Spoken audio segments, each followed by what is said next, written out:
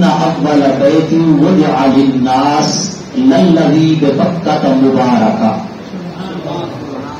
یعنی اللہ رب العزت نے سب سے پہلا گھر جو تعمیر فرمایا، ان اول بیت وضع للناس، لوگوں کے لیے سب سے پہلا گھر جو اس دھرتی پر سرزمین پر بنایا گیا، اللہ رب العزت فرماتا ہے وہ میرا گھر بیت اللہ شریف ہے، کعبۃ اللہ شریف ہے، جو مکہ کی سرزمین پر تعمیر کیا گیا۔ اولیت تعمیر کعبہ کا ذکر اللہ رب العزت نے خود قرآن مجید فرقان حمید میں ارشاد فرمایا۔ یہی مورخین تاریخ لکھتے ہیں، لیکن کعبہ شریف وہ عظمت والا گھر ہے جس کی تاریخ کو خود رب نے بیان فرمایا کہ اس کی تاریخ کیا ہے، اس کی بنیاد کب رکھی گئی، یہ کعبۃ اللہ کب تعمیر ہوا، اور اس کے بنانے کی وجہ کیا تھی، اس بنانے کی سبب کیا تھا، توجیہ کیا تھی، علت کیا تھی، وہ اللہ خود بیان فرما رہا ہے۔ ان اول بیت وضع للناس للذی ببکۃ مبارکہ، اللہ فرماتا ہے میرا گھر خانہ کعبہ مکہ میں بنایا گیا اور سب سے پہلے بنایا گیا۔ اس لیے مورخین نے لکھا ہے کہ بیت المقدس، جس کو بیت المقدس بھی کہا جاتا ہے، بیت المقدس بھی کہا جاتا ہے، مسجد اقصی بھی کہا جاتا ہے، قبلہ اول بھی کہا جاتا ہے، اس کے اور اللہ کے گھر خانہ کعبہ بیت اللہ شریف کے درمیان کوئی 40 سال کا فاصلہ ہے تعمیر کے اعتبار سے۔ یعنی یہ خانہ کعبہ پہلے بنایا گیا، مسجد اقصی 40 سال بعد میں بنائی گئی ہے، وہ بھی اللہ کا گھر ہے، یہ بھی اللہ کا گھر، لیکن اللہ رب العزت اس کو بنانے کی نسبت اپنی طرف فرما رہا ہے۔ اللہ نے سب سے پہلے، چونکہ حدیث پاک میں آتا ہے کان عرشہ تحت الماء، کہ اللہ تبارک و تعالیٰ کا جو عرش ہے نا وہ پانی کے اوپر تھا، فوق الماء، پانی کے اوپر تھا، اور اللہ کے عرش کے نیچے پانی تھا، یعنی اللہ تبارک و تعالیٰ ہر طرف پانی پانی ہے۔ حکم دیا اللہ نے سمندر کو کہ جھاگ بنا دو، سمندر میں جھاگ بنائی تو اللہ تبارک و تعالیٰ نے فرشتوں کو فرمایا اس جھاگ کو اکٹھا کرو اس جگہ پر جو پوری روئے زمین کا وسط اور درمیانہ ہے، پوری روئے زمین کا وسط اور درمیانہ، جس کو کہتے ہیں نا وسط الارض، زمین کا درمیانہ مقام، زمین کا درمیانہ حصہ۔ اللہ نے فرمایا اس جھاگ کو جو سمندر نے بنائی ہے، فرشتوں کو فرمایا اس کو زمین کے درمیان میں جمع کرو، فرشتوں نے زمین کے درمیان میں اسے جمع کر دیا، یعنی جو پورے روئے زمین مشرق سے مغرب سے شمال سے جنوب سے چاروں طرف سے پیمائش کرو تو وہ درمیانہ مقام بنتا ہے۔ اللہ نے فرمایا اسی جگہ اس جھاگ کو گاڑھا کرو، جھاگ کو گاڑھا کیا گیا، وہ مٹی کی شکل اختیار کر گئی، اللہ نے فرمایا یہیں سے اس کو پھیلانا شروع کر دو، پھر شمالن جنوبن شرقن غربن فرشتوں نے اس جھاگ کو پھیلایا نا تو وہ زمین بنتی چلی گئی، اور جس جگہ پر جھاگ جمع ہوئی تھی وہ مقام وہ تھا جہاں آج اللہ کا گھر خانہ کعبہ بنایا جائے، یعنی یہ جگہ وسط الارض کہلاتی ہے۔ اس لیے حضرت سیدنا عبداللہ بن عباس رضی اللہ تعالیٰ عنہ کی روایت کے مطابق اسے زمین کی ناف بھی کہتے ہیں، ناف دنی، کیونکہ ناف بھی انسان کے جسم کے درمیان میں ہوتی ہے، تو اس کو زمین کی ناف بھی کہا جاتا ہے، سرۃ الارض۔ حضرت سیدنا عبداللہ بن عباس فرماتے ہیں آقا علیہ الصلوۃ والسلام کے نور پاک کو جو اللہ نے خمیر کا لباس پہنایا، یعنی زمین کا مٹی کا خمیر تیار کروا کر حضور کے نور پاک کو جو لباس پہنایا، اللہ نے وہ کہاں سے لیا؟ حضرت عبداللہ بن عباس فرماتے ہیں اصل طینت رسول اللہ صلی اللہ علیہ وسلم من سرۃ الارض، جو زمین کی ناف ہے اللہ نے وہی سے نبی پاک کے اصل کو لیا، خمیر کو لیا، اور حضور کے نور پاک کو بطور لباس اوڑا دیا، بطور لباس اوڑا دیا۔ علماء فرماتے ہیں کہ یہاں پہ ایک سوال اٹھتا ہے، جہاں سے کسی کا خمیر لیا جاتا ہے وہیں پر اس کی قبر بنتی ہے، یعنی اللہ تعالیٰ نے ہمیں خمیر لباس بشری دینے کے لیے جہاں سے ہمارے لیے مٹی لی، ہماری قبر بھی وہیں بنے گی۔ یہ ایک اصول ہے دین کا، شریعت کا ضابطہ ہے، ایک قانون ہے کہ جہاں سے بندے کی مٹی لی جاتی ہے وہیں اس کی قبر بنتی ہے۔ آقا علیہ السلام کی مٹی لی گئی سورۃ الارض سے، یعنی جو کعبۃ اللہ ہے، جو زمین کا وسط درمیانہ ہے، پھر حضور کا مزار وہاں تو نہیں ہے، حضور کا روضہ مبارک تو مدینے میں ہے۔ کیا بات ہے، سبحان اللہ۔ پھر اس کی کیا وجہ؟ علماء فرماتے ہیں اس کی وجہ یہ ہے کہ اللہ تبارک و تعالیٰ نے خمیر پاک وہاں سے لیا۔ پھر طوفان نوح کے اندر جب نوح علیہ السلام کو طوفان آیا، اللہ نے اسی مٹی کو حکم دیا کہ اب تو مدینہ میں آ جا۔ اب طوفان نوح میں وہ آ گئی مدینہ طیبہ۔ اللہ تبارک و تعالیٰ نے اس جگہ کو نسبت مدینہ سے بھی دے دی، مکہ سے بھی دے دی، اور مکہ کو اللہ نے وہیں سے حضور کا چونکہ خمیر لیا تھا وہاں اپنا گھر تعمیر کروا دیا۔ کیوں؟ تاکہ کائنات والوں کو پتہ چل جائے جہاں محبوب کا ڈیرا ہوتا ہے، جہاں محبوب کی نسبت ہوتی ہے، جہاں محبوب کا تعلق ہوتا ہے، وہ جگہ ایسی ہوتی ہے کہ صبح شام سلامی پیش کی جائے۔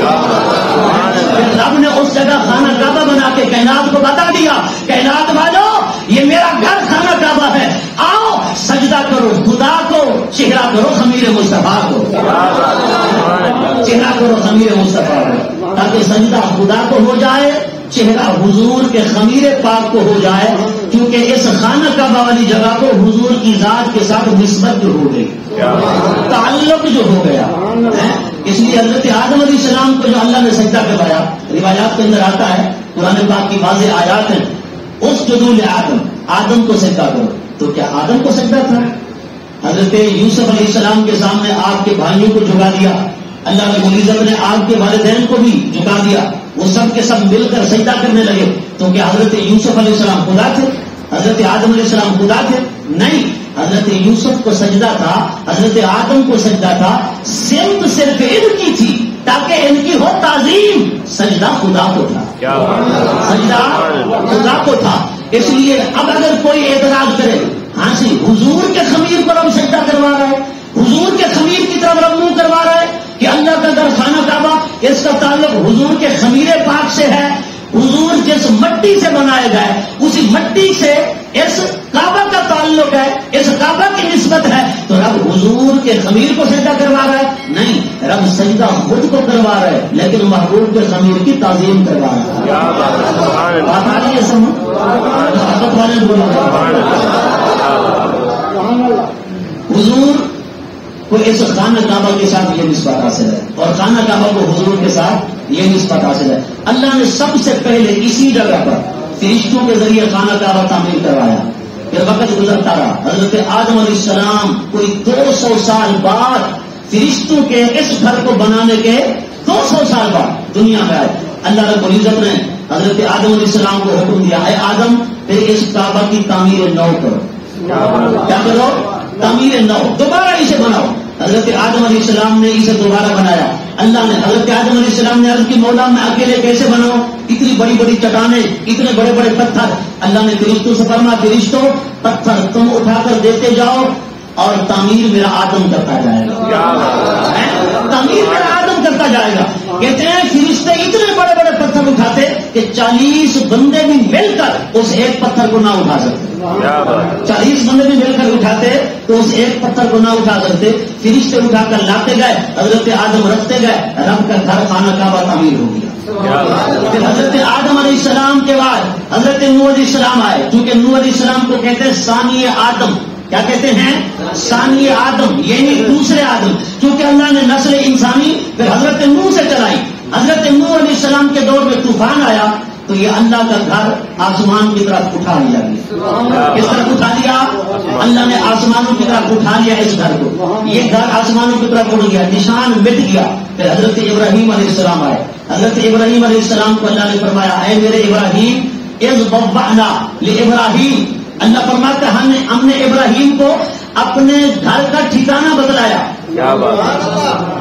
وَإِذْ يَرْفَعُ إِبْرَاهِيمُ الْقَوَاعِدَ مِنَ الْبَيْتِ، حضرت ابراہیم و اسماعیل میرے گھر کی بنیادیں اٹھانے لگے، لیکن کیسے؟ اپنے اشتہاد کے ساتھ، اپنی محنت کوشش تحری سوچ و بچار کے ساتھ نہیں، اللہ نے جبرائیل کو بھیجا، جبرائیل جا میرے ابراہیم کو بتا کہ یہ حدود اربع ہے اللہ کے گھر خانہ کعبہ کا، اب یہاں آپ اس گھر کو تعمیر کرو۔ ایک ہی بات کے مطابق اللہ نے تو بادل بھیجا. حضرت ابراہیم نے عرض کی مولا کیسے تعمیر کروں؟ اللہ نے فرمایا بادل کا ٹکڑا آ رہا ہے, اس کے چاروں کونے دیکھ لے, جہاں اس کی چھاؤں پڑتی ہے نا وہاں نشان لگا لے, ہر کونے کا نشان لگا لے. جتنا اس کی چھاؤں ہے یہی میرے گھر کا حدود اربع ہے, بس تو میرا گھر تعمیر کر دے. حضرت ابراہیم نے اللہ کا گھر تعمیر کر دیا. مولا تیرا گھر تعمیر ہو گیا. انتہرا بیتیا للطائفین والعاکفین والرکع السجود, ہم نے تیرے گھر کو پاک اور صاف کر دیا. کن کے لیے؟ رکوع کرنے والوں کے لیے, سجدہ کرنے والوں کے لیے, اعتکاف بیٹھنے والوں کے لیے, نماز پڑھنے والوں کے لیے. اس لیے علماء فرماتے ہیں مسجدوں کو طاہر, مطہر, پاک اور ستھرا رکھنا یہ حضرت ابراہیم اور اسماعیل کی سنت ہے. مسجدوں کو صاف رکھا جائے. حضرت ابراہیم علیہ السلام نے تعمیر کر لیا. عرض کی مولا تیرا گھر بن گیا, لیکن یہ جگہ تو ایسی ہے جو بالکل ویرانہ ہے, بالکل ویران سا علاقہ ہے, پانی کی بوند نہیں ملتی, یہاں پر کوئی درخت نہیں, کوئی ٹہنی, کوئی شاخ, کوئی جڑی بوٹیاں, کوئی انسان, کوئی آدمزاد, کوئی چرند پرند, کوئی حیوانات, کچھ بھی نہیں ہے. تو مولا اس گھر کی عبادت کیسے کریں گے؟ حضرت ابراہیم علیہ السلام کو اللہ نے فرمایا میرے ابراہیم سامنے پہاڑ ابو قبیس دیکھ رہے ہو جو اللہ کے گھر خانہ کعبہ کے بالکل سامنے ہے؟ جی مولا دیکھ رہا ہوں. میں اس کے اوپر چڑھ جاؤ. حضرت ابراہیم چڑھ گئے. اللہ رب العزت نے فرمایا اعلان کرو لوگوں کو, لوگوں آؤ اللہ کا گھر بن گیا ہے, اس کا حج کرو, اور اس کا طواف کرو. حضرت ابراہیم علیہ السلام نے عرض کی مولا میں یہاں سے اعلان کروں گا, مخلوق خدا پتہ نہیں کہاں کہاں بستی ہے, کوئی شرق میں, کوئی غرب میں, کوئی شمال میں, کوئی جنوب میں, پتہ نہیں کتنا کتنا لوگ کہاں کہاں بستے ہیں, میری آواز کیسے پہنچے گی؟ اللہ نے فرمایا میرے ابراہیم آواز تو لگا, اعلان تو کر, آواز دینا تیرا کام ہے. وہ کہتے ہیں نا صحرا میں آزاد دے رہا ہوں, شاید کوئی بندہ خدا آئے. اللہ والوں کا طریقہ یہی ہوتا ہے, وہ کوئی ٹھکانہ نہیں تلاش کرتے, وہ جنگل میں بھی کھڑے ہو کر آواز دیں تو ان کی آواز پر لبیک کہتے ہیں. لوگ کیا کہتے ہیں کہ اللہ کا پیغام دینے کے لیے کوئی ٹھکانہ چاہیے, اور کوئی ٹھکانہ نہیں چاہیے. ابراہیم پہاڑ پہ کھڑا ہو جائے تو رب اسے کعبہ بنا دیتا ہے.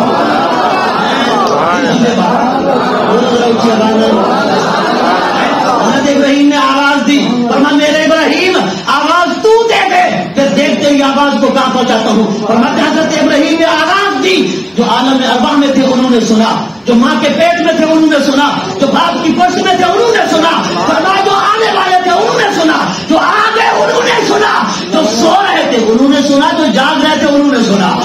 جس نے ایک بار لبیک کہا ایک بار حج کی سعادت ملی, جیسے دو بار کا 2 بار سعادت ملی. جو ٹکڑا اسے کبھی سعادت نہ ملی. حضرت ابراہیم کی آواز کو خدا نے کائنات کے کونے کونے تک پہنچا دیا. اللہ والوں کا پیغام اسی طرح پہنچتا ہے, اللہ والوں کا پیغام اسی طرح جاتا ہے. صحرا میں آزان دے رہا ہوں, شاید کوئی بندہ خدا آئے.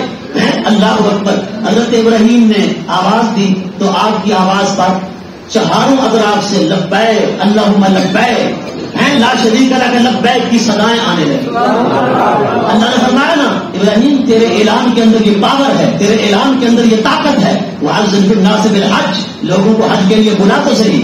وَأَذِّن فِي النَّاسِ یَأْتُوکَ رِجَالًا, یَأْتُوکَ رِجَالًا, سواریوں کی ضرورت نہیں, پیدل آئیں گے. تیرے اعلان میں پاور ایسی رکھوں گا, یَأْتُوکَ رِجَالًا, پیدل آئیں گے. وَعَلَىٰ كُلِّ ضَامِرٍ يَأْتِينَ مِنْ كُلِّ فَجٍّ عَمِيقٍ, فرمایا دبلی پتلی اونٹنیوں پر سوار ہو کر آئیں گے. فرمایا شہروں سے بھی آئیں گے, دیہاتوں سے بھی آئیں گے, عرب سے بھی آئیں گے, عجم سے بھی آئیں گے. میرے ابراہیم اعلان تو کر. پتا چلا اعلان رب کروا دیتا ہے, اور اس اعلان پر لبیک بھی پھر وہی کہلواتا ہے. کسی کی ضرورت نہیں کہ اس اعلان کو روک سکے یا اس لبیک کو روک سکے. آپ دیکھیں حضرت ابراہیم علیہ السلام کے دور سے لے کر اب تک اللہ کے گھر کا طواف ہو رہا ہے, اور یہ طواف نہ رکا ہے نہ رکے گا. اگر کچھ عرصے کے لیے رکا بھی تو پرندوں کو دیکھا گیا پرندے طواف کر رہے تھے, جانوروں کو دیکھا گیا جانور طواف کر رہے تھے, چرند کو دیکھا گیا درندوں کو دیکھا گیا وہ اس کا طواف کر رہے تھے. رب درندوں سے طواف کروا دیتا ہے, پرند سے طواف کروا دیتا ہے. کوئی رب کے دین کا کام کر کے رب پہ احسان نہ جتلائے, اور کوئی یہ نہ کہے میں نے دین کو کوئی موڈھا دیا ہوا ہے. کسی کے اخلاص کو نہ ناپے کہ میں بڑا مخلص ہوں, دوسرا تو مخلص نہیں ہے, میں بڑا دین کا جو ہے وہ خیر خواہ نہیں ہے، وہ کسی کی خیر خواہی کو مت ناپے، کسی کے اخلاص کو مت ناپے، وہ نہیں جانتا جس کے بارے کو گمان کر رہا ہے، ہو سکتا ہے وہ تجھ سے زیادہ مخلص ہو، جس کے بارے کو گمان کر رہا ہے ہو سکتا ہے وہ تجھ سے زیادہ خیر خواہ ہو، پر دین کو کسی نے کم کا نہیں دیا ہوا، دین اپنی پاور پہ کھڑا ہے۔ یہ مطلب ایمان و یقین ہے، دین اپنی پاور پہ تھا، پاور پہ ہے، اپنی پاور پہ رہے گا، کسی غیر لطو خیرے کی دین کو حاجت نہیں ہے۔ میں نے کہا اللہ کے گھر پر حملہ ہونا چاہے، خانہ کعبہ پر، حضرت عبد المطلب آئے ابرہا کے پاس، میرے اونٹوں کو جائے گرفتار کیا گیا ہے، لہذا میرے اونٹ تو واپس کر دو۔ وہ ہکا بکا حیران ہو کر بولے، وہ کہے عبد المطلب کیا ماجرا ہے، تو اپنا اونٹ لینے آیا ہے، تجھے نہیں پتا کہ میں اس گھر کو مسمار کرنا چاہتا ہوں جس کا تو متولی ہے۔ حضرت عبد المطلب کیا فرماتے ہیں، وہ کہتے ہیں اونٹوں کا مالک میں ہوں، ان کی حفاظت میں نے کرنی ہے، اس گھر کا مالک وہ خود ہے، اس کا مالک وہ خود کرے گا۔ حضرت عبد المطلب نے کہا نا، حضرت عبد المطلب نے، میرے پاس کوئی پاور نہیں، طاقت نہیں، رب نے حضرت عبد المطلب کو فرمایا کہ بس تو اپنے اونٹ لے جا۔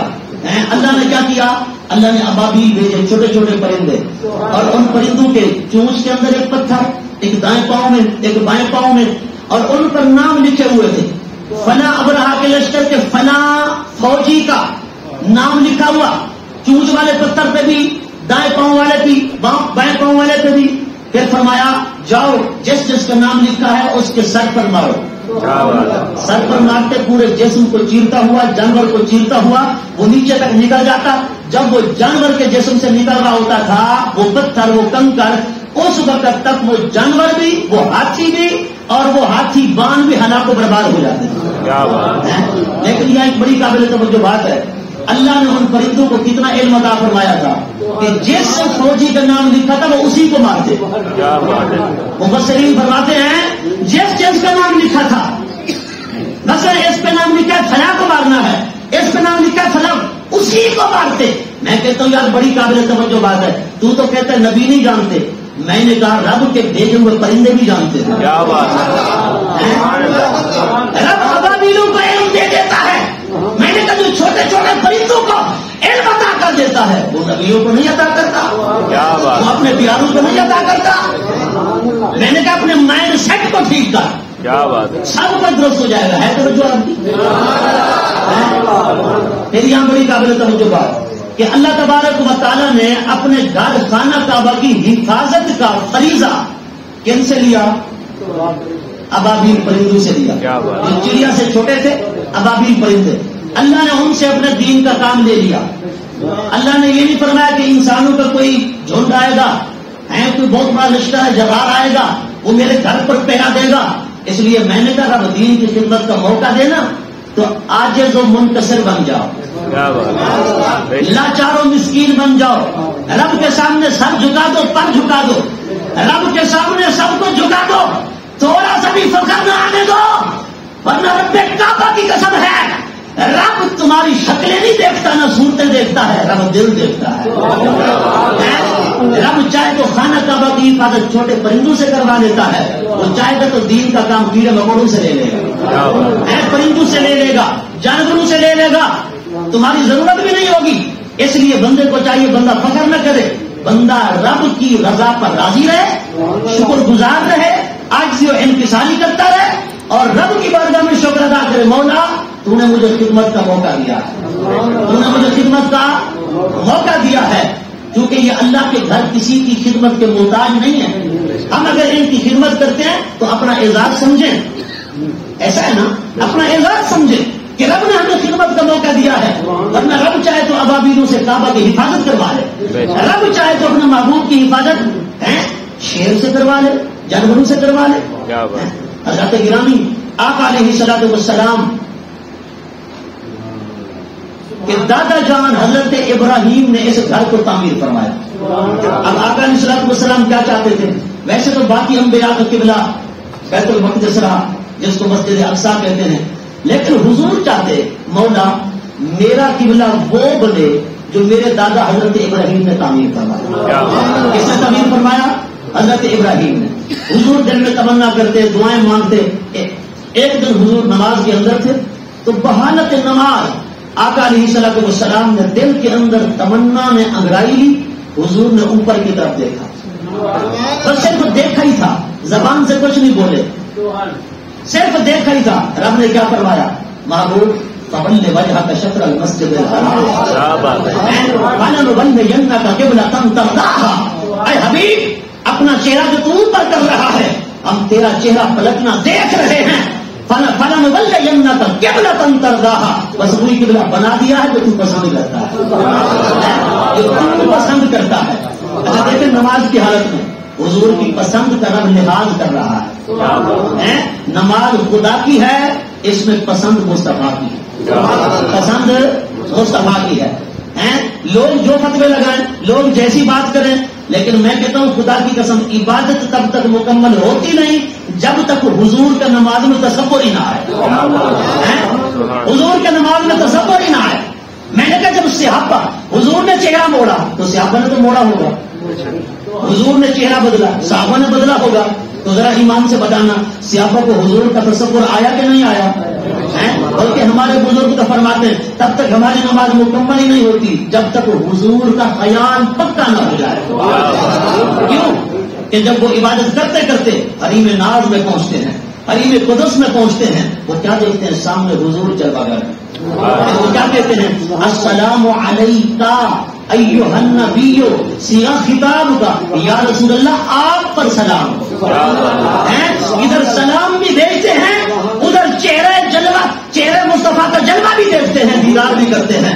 پھر جب سلام پڑھ لیتے ہیں تو ادھر سے کیا جواب آتا ہے؟ اللہ اکبر۔ ادھر سلام بھیجتے ہیں نا، حدیث پاک میں ہے جب حضور پر درود بھیجو گے، صلات بھیجو گے، ثواب ملے گا، جب سلام بھیجو گے تو جواب ملے گا، جب سلام بھیجو گے تو جواب ملے گا۔ یہی گھر اللہ کا گھر بیت اللہ خانہ کعبہ، یہ بیت المقدس سے 40 سال پہلے بنایا گیا۔ کتنا سال؟ 40 سال۔ اس لیے مسجد اقصیٰ کا حج نہیں ہوا، بیت المقدس کا حج نہیں ہوا، حج اسی خانہ کعبہ کا ہوا۔ لیکن اس حج کے اندر کیا ہے؟ دیکھو تو کئی صفا مروا کے درمیان دوڑ لگانا ہے، کہیں مزدلفہ میں جانا ہے، کہیں عرفات میں جانا ہے، کہیں مینا میں جانا ہے، کہیں آب زمزم پینا ہے، جی کہیں پر سر مڈانا ہے، کہیں پر حلق کرانا ہے۔ یہ ساری چیزیں نبیوں کی یادگار ہے، نبیوں کی یادگار ہے۔ یہ حج کا فلسفہ نبیوں کی رسولوں کی یادوں کا نام ہے۔ پتہ چلا اللہ والوں کی یادوں کو زندہ رکھنا یہی حج ہے، یہ حج کا فلسفہ ہے۔ کیونکہ آپ دیکھیں مزدلفہ کے اندر حضرت آدم و حوا ایک دوسرے کے قریب ہوئے، نام پڑ گیا مزدلفہ۔ میدان عرفات میں تعارف ہوا، نام پڑ گیا مزدلفہ۔ حضرت آدم مینا میں بیٹھے تھے، بڑے افسردہ، بڑے پریشان، حضرت جبرائیل آئے، کہنے لگے اے آدم پریشان کیوں ہو؟ رب پوچھ رہا ہے، عرض کی رب کو کہو جنت سے تو نکال دیا، اب پریشان کیوں نہ ہوں؟ کہ اللہ نے فرمایا میرے آدم سے پوچھ چاہتا کیا ہے؟ حضرت آدم نے کہا میری تمنا ہے کہ مجھے پھر جنت ملے، مجھے پھر جنت ملے۔ اس جگہ کا نام رکھ دیا مینا، کیونکہ عربی میں آرزو کو کہتے ہیں مینا، تمنا کو کہتے ہیں مینا۔ اسی طرح حضرت حاجرہ صفا مروا کے درمیان دوڑی تو اس کا نام کیا پڑ گیا؟ سعی بین صفا والمروہ۔ اللہ کی پیاری بندی کی ادا رب کو ایسی پسند آئی کہ سب کے لیے واجب فرما دیا۔ یہ ساری یادیں ہیں نبیوں کی، اللہ کے پیاروں کی، اور اسی کا نام حج ہے۔ دعا ہے اللہ پاک ہمیں عبادات کا فلسفہ سمجھنے کی توفیق عطا فرمائے۔